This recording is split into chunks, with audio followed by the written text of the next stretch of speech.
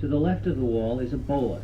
A bola is a prehistoric weapon that was swung around the head of the Indian and would then be thrown at the game. The stones at the bottom would wrap around the animal's legs, bringing the game to its knees.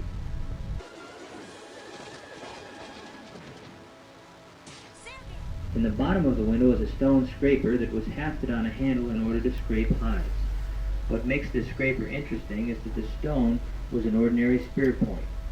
Apparently it broke, and rather than discard it, the Indians reshaped it so that the women could use it as a scraper.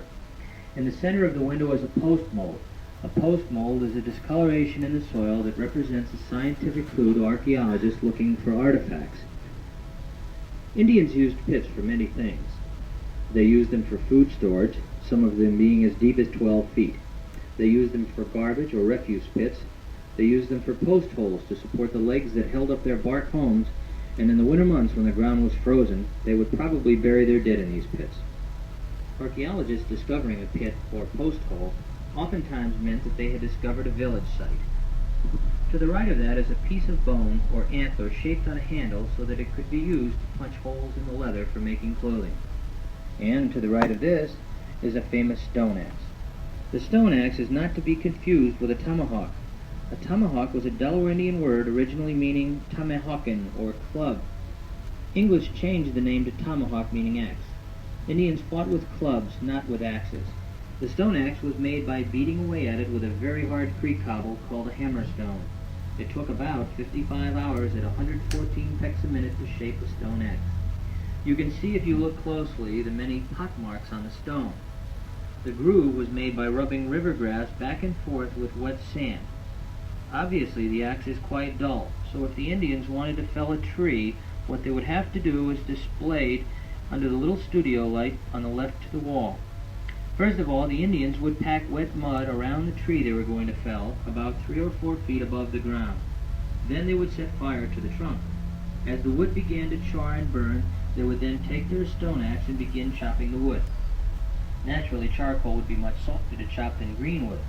The purpose of the mud was to keep the upper part of the tree from catching on fire.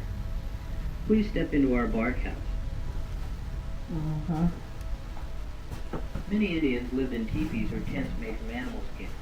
The reason is that their basic food supply was the buffalo, and they would have to follow the buffalo herds as they grazed on the prairie. In school, we know that children are taught to sit Indian style, and we all know that means sitting around the floor with your legs crossed. The reason that the Indians sat this way was not out of custom or tradition, but rather out of necessity, because smoke from their cooking fire would rise slowly through the hole in the ceiling, and there would be approximately a 2-foot layer of smoke present in the room. If the people stood in here, they'd probably choke, but if they all sat cross-legged beneath the smoke layer on these platforms, they could breathe. And you'll see a small miniature Indian village. This depicts life along the banks of the Delaware River for hundreds of years. These are bark houses or wigwams. From the outside in the front, you'll see a post mold or food storage pit. To the left of that, you'll see a beaming pole with leather being tanned in the sun. There's also a dugout canoe in process.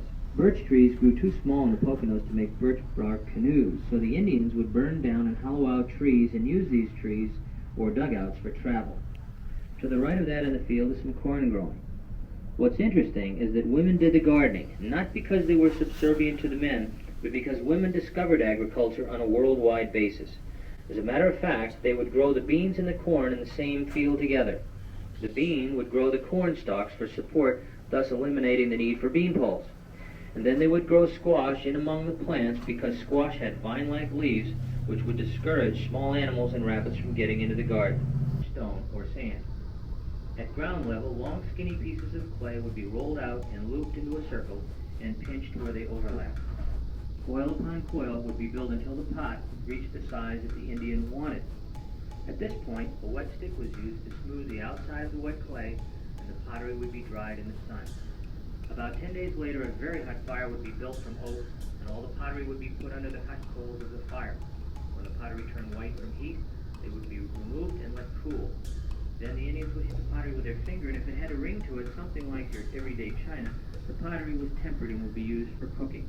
If it made a dull thudding sound, the pottery was cracked and would probably be discarded. The small pot to the left in the front of the window is known as Milo cord pottery because the Indian woman used a stick wrapped in cord to smooth the outside of the wet clay, and if you look closely, you can still see the impression of the cord made on the pot. That particular pot was found 4 miles from the museum and is approximately 1